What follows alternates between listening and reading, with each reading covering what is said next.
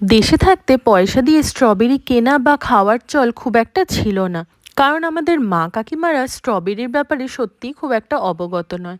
এটা আবার কি খায় না মাথায় মাখে? স্ট্রবেরি নামটা শুনলেও সেটা যে কিভাবে আদৌ খেতে হয় সেটা সেই বিষয়ে আমার মা খুব একটা কিছু জানতো না কখনোই। কিন্তু এখানে এসে দেখলাম, মানে আমেরিকাতে এসে দেখলাম যে স্ট্রবেরি বা ব্লুবেরি এগুলো তুলতে যেতে বেশ এখানে লোকজন পছন্দই করে, আর এখানে স্ট্রবেরি ব্লুবেরি বেশ পপুলার। তো সুতরাং আমি, আমার ছেলে আর আমার হাজব্যান্ড আমরা তিনজনেই এরকম একদিন বেরিয়ে পড়লাম একটা স্ট্রবেরি ফার্মে স্ট্রবেরি তুলতে।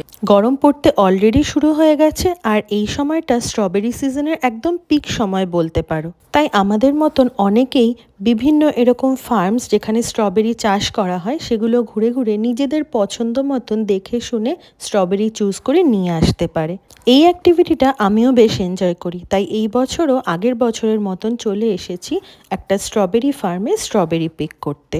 ফার্মটা বেশ বড় আর পুরো এরিয়াটাতেই স্ট্রবেরি ভর্তি, তাই কালেকশন এদের প্রচুর থাকে।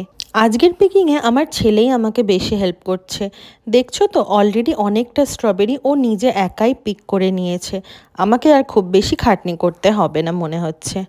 আশেপাশে এরকম স্ট্রবেরি ফার্ম অনেকই আছে, কিন্তু এই ফার্মটা আমাদের বাড়ির সব থেকে কাছাকাছি বলে তাই এটাতেই আমাদের প্রত্যেক বছর আসা হয়। তারপর বেশ কিছুক্ষণ আমরা মা ছেলে দুজনে মিলে বেছে বেছে দেখে শুনে বেশ কিছু স্ট্রবেরিজ কালেক্ট করলাম বাড়ি নিয়ে আসার জন্যে। অন্যান্য সময় এই ফার্মেই অন্য একটা সাইডে এরা অনেক সময় ব্লুবেরিজ কিংবা পাম্পকিনসও অনেক সময় এরা পিকিংয়ের জন্য অ্যাভেলেবেল রাখে।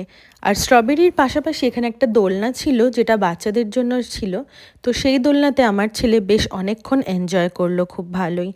তো এই ছিল আমাদের টোটাল স্ট্রবেরি কালেকশন। না, ফুল বাস্কেট আমি ইচ্ছা করেই করিনি, কারণ অনেক দিন ধরে স্ট্রবেরিগুলো খেতে হয়, তো তাই জন্য এটাই আমাদের যথেষ্ট ছিল। ওকে, বাই।